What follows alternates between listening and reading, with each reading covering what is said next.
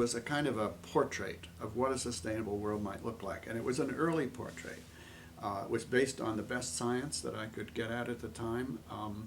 It talked about some fundamental principles that anybody who tries to attain sustainability rather than bust, which is really the alternative, has to pretty well adhere to. And what has happened in the 30 years since I wrote the book is that in a million little ways, people have begun to do ecotopian things. Most of them don't have any idea that they're ecotopian things. They're simply good business decisions, or they're an interesting technological thing that somebody has cooked up. But they all seem to be moving in ecotopian directions. And these can be all kinds of attempts to rethink standard processes, whether they're standard household processes or whether they're industrial processes or whether they're transportation facilities or whatnot. They tend to have a number of characteristics in common that are ecotopian, and I think they would go faster if we realize this, if we realize that sustainability is the great goal toward which ecotopian or forward-thinking sort of activities ought to be directed. They are all, anytime somebody really invents something that's better, it turns out that it not only saves money, which usually has to happen or somebody won't do something in our society, but it will also save energy. It will probably take less space. It will probably be more inherently efficient in terms of the physics and mechanics of the process and so on. There are some wonderful examples of people who have simply stopped to think about something and thereby been able to do it much better. I was at Bioneers last year and somebody was talking about the design of pipes which lead from a pump to another machine and from that machine to someplace else.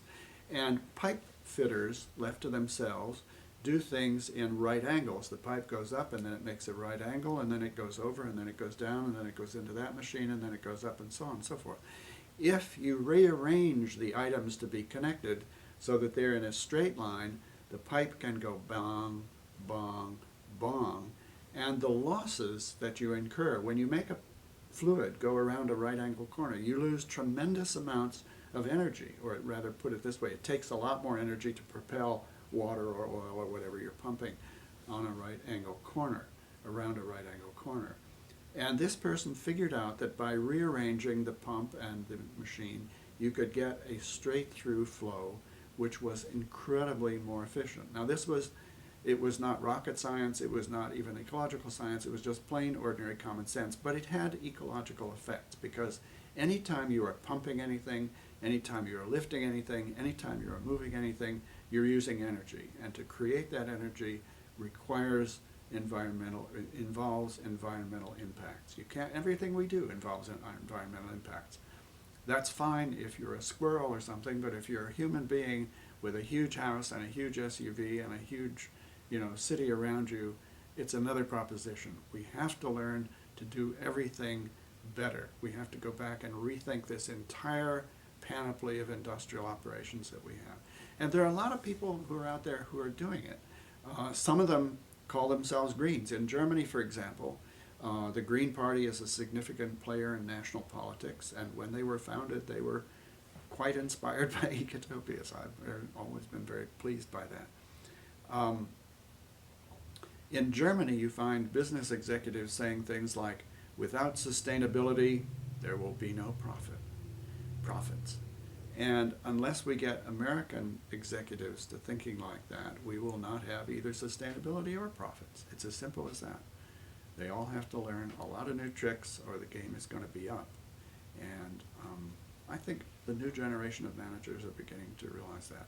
So Ecotopia is no longer just a visionary thing where people can see that to live in an ecological way would feel better and make a lot more sense personally and in terms of your relation to the natural order, to the other living beings that you interact with. But it would also make sense in terms of politics, industry, everything that goes on. And it's a slow road, it's a very slow road, but everybody who does something a little better is contributing to it. One of my characters in the other Ecotopia book, Ecotopia Emerging, says, you don't have to do everything, you just have to do something. And this is the motto that I hope we can all keep in mind. What are some of the signs that you've been tracking, either in this country or anywhere else, that ecotopian ideas have taken root and are actually embodied in some? Well, I'm heartened by young people. I even got to visit a fifth grade school in Richmond, California, which is an inner city, three-quarters black, the rest Hispanic school. A fifth grade class where the teacher, for some reason, had taken it on himself to read parts of Ecotopia to his kids. And they understood it very well. When I went there to visit, the kids asked me the same kinds of questions that college students do when I talk to them. And they understand ecological values just the same way as any sensible grown-up person does. And I think in the 30 years now since Ecotopia came out, we've seen a huge development of what you might loosely call ecological understanding. People don't necessarily understand the nitrogen cycle or the beauties of fungi or decomposition or any of these lovely things that we people who are really deeply into ecology take such relish in. But they understand that things have to be sustainable, that you can't go on just extracting resources from natural systems and not giving anything back, that things have to be organized in what the Ecotopians call steady state cycles. And that kind of idea is very novel, I think. 100 years ago, in our country at least, nobody would have thought like that. The idea was simply you dig it up, you turn it into something, you use it, you throw it away. A straight, linear through pattern of production and consumption and disposal. Nowadays, I think lots and lots of young people understand that there's something wrong with that. That's not a pattern, it's not a model that can go on into the future. We have to think of ways of making things go round and round, just as they do in nature. Everything in nature gets reused. Everything becomes somebody else's food. Everything goes within the system around and around and around. And we have to learn to do that in our industrial processes and in all our ways of living. I think that social change happens through two major causes. One kind of cause is that people develop the idea that there are different possibilities. The world is full of ideas now about how to do wind power, how to do energy conservation, how to do solar power, how to do all kinds of new and wonderful things. But these new and wonderful things do not happen merely because a lot of bright people have a lot of bright ideas. There has to be a second cause, which is that it becomes too painful to go on doing what we're doing at present. And usually this pain has to be economic. It has to cost too much. Now people talk about global warming, or as I would prefer to call it, global heating, which doesn't sound so benign. They think about it as something that will harm plants, that may make more rain, that may dry out the interior of continents and so on. But actually, change to end our contribution to global warming will not happen until it gets too expensive to go on doing what we're doing. This may happen in cities being inundated. It may happen in agricultural prices going out of control. It may happen in a number of other ways that experts in these fields have laid out in excruciating detail. But you need to have, they're the carrot and the stick all over again, really. The carrot is the idea that there could be a sustainable world order, that we could live like ecotopians, that we could have sustainable agriculture, we can have sustainable forests, we can have sustainable fisheries, we can have sustainable cities in particular. Cities are not bad ecologically. New York City is the most ecologically non-damaging or little damaging population in the country. New Yorkers don't drive much, and a tremendous amount of our driving, a tremendous amount of our energy impacts come from, of course, from our cars. I think that the major mechanism for massive social change in our current industrial order is going to come from probably a slow, gradual, and rather erratic change in oil prices. That little by little, everything we do with oil, which is not only to run our cars and trucks, but to make plastics, to make lubricants, to make a whole range of other stuff, these are going to get gradually more and more expensive, and slowly we will have to explore other alternatives. Everybody in our personal lives, managers in businesses, governments as they try to run efficient government operations. So we will be kicked into a sustainable future as much as we will lead ourselves and each other into it by voluntary, cooperative and helpful things. It's urgent that things be changed. On the other hand, we know that history moves slowly. History never stops. Nobody could say, well, history is over, like Francis Fukuyama tried to say a while back. There's been an awful lot of history since he wrote his book, for instance. But I think what we can say is that we always muddle through. It isn't only the British that muddle through, everybody muddles through. We do a little bit here and a little bit there, and if it doesn't work, we have to retract and try something else. And it's the same thing in trying to deal with ecological, sensible ecological arrangements.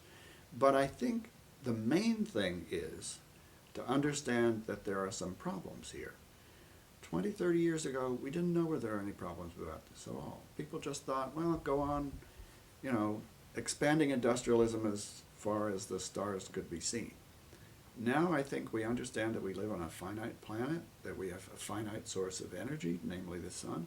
We're going to have to live with this in the long run. And although we may go through some very bad dark ages between where we are now and where we need to get, we know what the goal is. We know that some kind of sustainable society is possible. It's within reach, although not within immediate reach. We don't have any time to waste. On the other hand, it's important to know that it's going to be a long campaign. Randy Hayes spoke about, getting together an army. And I'm not fond of military metaphors, but I know what he means. We have to mobilize enough people that we can begin to exert political and cultural and social influence on government bodies and on corporations too, who are not immune to pressure, as Randy could remind us over and over again. They will respond. He likes to speak of hitting them over the head with a 2x4, and I like this. I like this metaphor better than an army. I've been trying to feel my way towards some kind of a perspective on what's going on in this country. I think that many Americans are puzzled as to what's happening. We are engaged in a new war, not a very successful war. We recently fought an even more spectacularly unsuccessful war in Vietnam. It is beginning to look like the American empire, which we have finally admitted is an empire, is in trouble. That we can exert shock and awe on any conceivable military opponents and wreck their armies and destroy their cities and so on, but it doesn't seem to do any lasting good. And unlike some empires of the past, we don't seem to be very good at administering things. The end of World War II, we did a tolerably good job of it, I think, in Japan and Germany, and our current administrators like to use those relatively good examples as something they think could be done again. But the world seems to have changed. The world now is full of munitions that we have very often sold to the world, and they can be turned around and used against us. The world is full of people we have often trained as guerrillas or so-called freedom fighters who now decide that it is we who are obstructing their freedom and they turn against us. So the era of easy American empire seems to be over, if it ever existed. And I'm trying to think also of the relation between imperial, and I'm by no means the only or the most informed person to talk about this, because there are a lot of books about the decline of empires. The particular aspect that interests me, though, and might be a little bit unique, is the ecological connection. And we're forced in that direction now because of our peculiar dependence on oil. I think we are the first empire that has ever been dependent on an energy source, particularly on a distant energy source, since American oil resources have been declining since the 70s. So we have this immense far-flung machinery with 750 military bases from one end of the globe to the other, essentially there to protect our supplies of this precious black gold. And it doesn't look like we can actually do it. It's very easy to dynamite a pipeline. Very, very easy. There are probably hundreds of thousands of people in the world who could dynamite our pipelines if they feel like it. We can't have soldiers, every 100 feet along pipelines that run for hundreds of miles. It's not feasible to do that. So we're going to have to bite the bullet so to speak. We're going to have, or stop biting the bullet. We're going to have to recognize that oil is not a very reliable fuel for our empire. If we might want to continue to have a very powerful country, we might continue to want to inflict shock and awe on all kinds of people we don't like. I hope we don't do that, but we might. We're going to have to realize that whatever we do, we're going to have to depend on other sources of energy, which are going to be troublesome to harness. It's going to be painful to certain interests in our society to do this fundamental change, but we're going to have to do it. We live in a time of a titanic struggle between two dominant ideas. The one dominant idea is the idea of progress or growth, which goes back to the beginning of industrialism. Before that, people didn't think in terms of growth, really. But for the last, 300 years, people have thought that industrial expansion particularly could just go on forever, that there could be more and more and more of everything, more people, more goods, more energy use, more everything. We are now in an era where that idea is trembling a little bit, and a new idea has come to challenge it, and ultimately, I think, to replace it. And this idea is sustainability, the idea that we have to live within limits of energy input, basically solar input, and the limited material resources of our little tiny planet here. And these ideas are contending in the minds of everybody on Earth, really, in one way or another. And we are living at a point in history when the growth ideology, which was absolutely unchallenged until 20 or 30 years ago, is no longer working the way we thought it should work. And the idea of sustainability is gradually unfolding and unflowering, and we're beginning to see what has to be done to make it go, to make it work. And ultimately, people will say growth was just a passing fancy, and sustainability is the idea that can guide us into a decent future. People sometimes say sustainability is just a buzzword. And in some ways it is a buzzword, just as progress is a buzzword, or even profit is a buzzword. When you really look at it carefully, it's not so easy to pin down any of those, or growth. None of those big concepts are that easy to define. But sustainability as an idea came out of forestry studies and fishery studies. If you have a forest, you can go in year after year and measure how much new wood is being added to the trees in that particular area of forest. And you then know that if you go back in and harvest that amount of wood, only that amount of wood, year after year, that forest will be sustainable. It will continue to grow, it will continue to add new wood, and it will go on essentially forever. It's possible to say that human beings can themselves establish sustainable arrangements in their society. If you recycle materials, if you get renewable energy from sun or wind particularly, if you make sure that the nutrients that are cycling inside the ecosystem that you inhabit are always kept within the ecosystem and not sent out to sea as we used to do with our sewage, with our garbage and so on, but they are reused and recycled, then you can have a stable state or sustainable system that can go on for the foreseeable future. I mean, nature, of course, disturbs things occasionally. A wind may come and knock down your forest. Then we'll have to regrow and regenerate. But the principle of sustainability is a general and long-term principle which applies throughout the natural world. And we, as part of the natural world, have to learn to live like that ourselves. I'm very attached to Northern California because I live here and I know something about it. And I think it's a very remarkable part of the world. For one thing, it probably has more, not only highly educated, but more smart and original-minded people than any place else I've ever been in the world. This is a very precious quality, to have a lot of people together who are willing to think new thoughts. I don't think we should lord it over the rest of the country. In some ways, there are places in Iowa, for example. I've heard a lot about a town in Iowa called Fairfield, Iowa, which is well ahead of my hometown of Berkeley, which prides itself on its supposed radicalism in a lot of ecological enterprises. But there's something about Northern California that doesn't want to march to the drum that the rest of the country is marching to. And since we are now in a period where the national government is in the control, basically, of oil people, the time, I think, has come when we have to say that's not the way we want to go. There are better ways to go than that. We're not gonna go along with that. And if we can get away with it, it'll be a very important beacon to the world as a whole to see that things can be done differently in Northern California, starting with San Francisco and the wonderful things they've been doing about energy policy in San Francisco. But then it will spread out from there over the rest of Northern California, up to Oregon and Washington and the rest of the Ecotopian territory. And from there, it will spread everywhere, not only in the United States. Some other countries are considerably ahead of us in various ways now, and that will continue to happen. It's not an American thing, and it's not a Northern California thing, but we have a special role to play here, I think.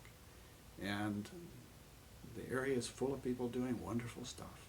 Wonderful, wonderful stuff. You probably would have liked to see things happen a lot faster. So could you talk about the things, the frustrations or the blockages that you see, as well as the hopeful signs? Well, society has frightful inertia. I didn't realize this, I think, really fully at the time I was writing Ecotopia. I imagined that in a generation or thereabouts we could transform everything. It's a thing that revolutionaries commonly err in, I think. In fact, old ideas give way to new ideas, partly just because the people who hold the old ideas and are enthusiastic about them and used to them begin to die off, and people coming along have new kinds of thinking. And it's that way I think about ecological things now also. We are seeing a whole new generation of people now in their 30s or 40s who were brought up in the era when ecological thinking was, if not the dominant, at least a very exciting new kind of thinking. They are beginning to assume positions of power and influence in the society.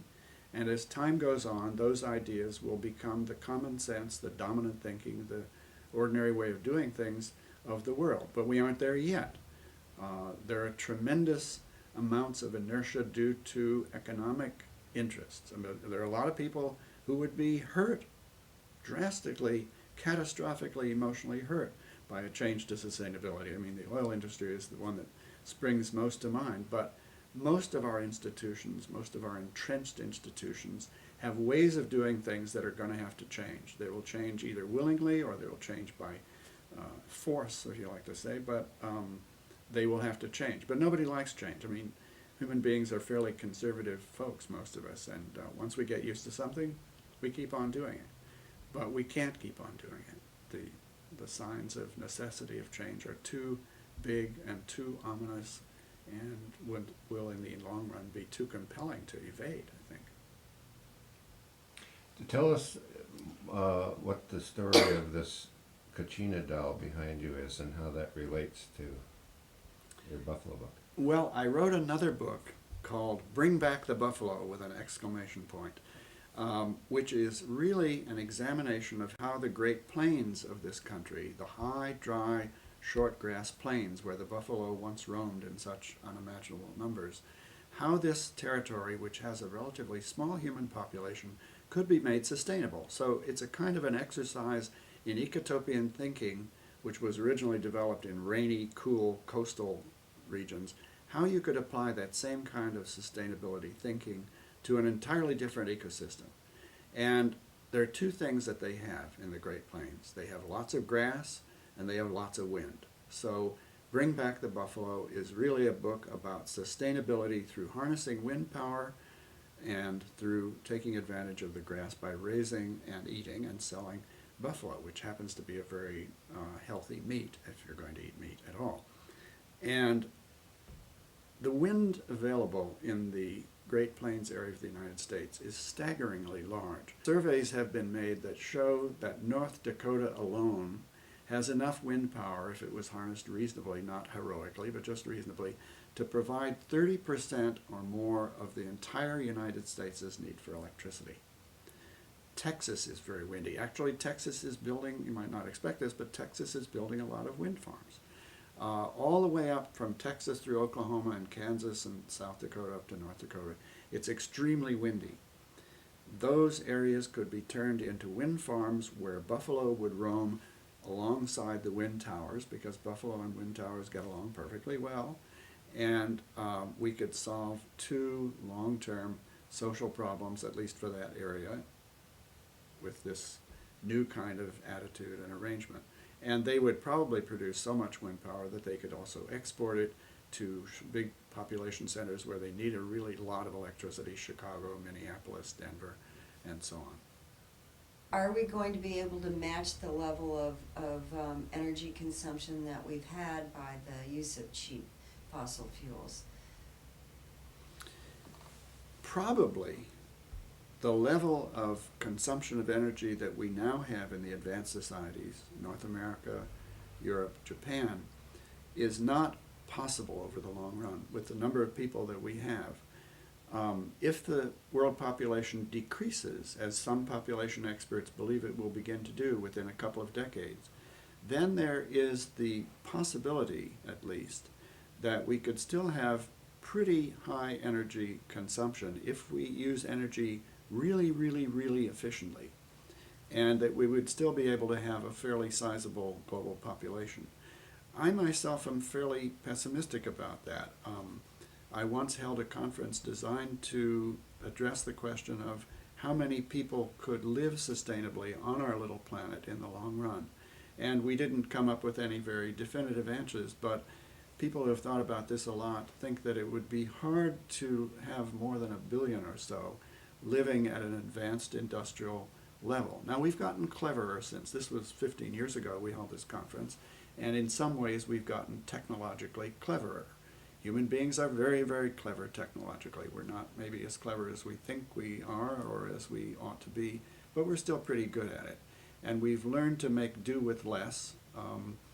The energy inputs in a given unit of industrial output and so on are a lot less now than they were, and we might be able to push that considerably further. Amory Lovins' work has shown us a great, great number of ways in which we can use energy more intelligently, and there are also a lot of attempts to use materials a lot more intelligently.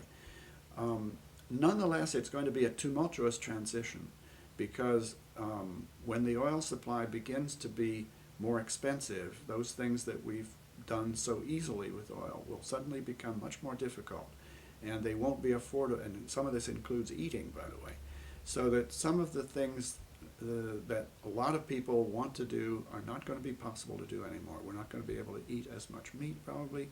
We're not going to be able to drive around in cars the way we would like to do. We're not going to be able to build huge houses and heat them or cool them so extravagantly as we've been doing, and so on. Or at least a large majority of human beings won't be able to do. There will always be people who are rich enough to do this, and unfortunately they are the ones who control the media and try to influence the way we look at the whole situation. But I think that what we're facing really is a kind of an ecological succession. You know, if you have a meadow or something like that, and new plants begin to colonize it, and a tree or two grows up, and little by little you end up with a forest. What we have now is a meadow comprised of traditional energy-using plants, let's say. Little by little, these don't do so well. The ones that do really well are the sustainable energy users, the ones that rely on solar or wind power or something. And little by little, they begin to take over the world. But it's a kind of a contest. It's not nature red in claw necessarily, but little by little, the good things win out and the bad things die off. And it's slow, but it's inevitable. And what we need to do, I think, as people who are interested in this process and hopeful of a good outcome, is to help the replacement and displacement go well, to minimize the pain to people who are hurt by it, and there'll be a lot of them, to maximize the advantages and not to forget the pleasures that are involved in the good ways. People sometimes say that ecotopian or ecological ideas are kind of a frill and that we don't really have to pay any attention to them. But in actuality, what we're facing is the situation sort of like the pioneers crossing the plains who had their wagons with a sign on it that said Oregon or bust, California or bust. In our situation, I think it's Ecotopia or bust, or something like Ecotopia. Either we will achieve some kind of sustainable society or we're going to face collapses of an intolerable and totally destructive way, totally indestructible kind. I once gave a lecture to the finance department of PG&E, our giant utility here, and I discovered in the course of dealing with the PG&E people that they had done some scenario planning for this vast utility. And they considered that there were two possible paths that the world was going to take that they'd have to cope with. And one was green, sustainability. The other was chaos. Now, these were hard-boiled business people trying to figure out how they could operate in the future. And some other companies have done future scenario planning, like Shell Oil Company a while back, one of the world's biggest oil companies, that decided that in the future they were going to have to get out of the oil business. So wisdom about alternative ways of doing things is spreading through the society. It's very spotty. There are a lot of people who simply say, oh, I won't think about that. It's all nonsense. It's, BS. But I think most thinking people have begun to realize that there's a whole set of big problems facing us here. They're going to have to be faced. And if we don't face them, then we will have to deal with chaos. And nobody likes that. The thing that people in advanced countries like ours have to understand, and it's very painful to do so, is that we are the population problem. The hundreds of millions of people in India and China, although China is changing rapidly and India is beginning to change too, are relatively, on a per capita basis, less destructive than we are. It is rich people who buy a lot of stuff, throw away a lot of stuff, run it with a lot of energy. It is calculated by somebody that an Indian peasant child born right now will do over its lifetime something like 1/50th of the ecological damage that an American child born today will do, as that child, delightful and wonderful though children are, grows up to be a heavy consumer, which seems to be, so far at least, the very dominant pattern in America. We're going to have to learn to be lighter consumers. It's not easy. It doesn't involve austerity exactly. It involves being more astute about what really pleases you, what really satisfies you, what really sustains good human interactions with the people in your life, your family, your community, your friends. We have to learn that goods are not, which are always heavy impact in their production and use, we have to learn that goods are not the answer to human happiness. It has been thoroughly, unquestionably established that people who have more money and more goods are not happier than people who have less.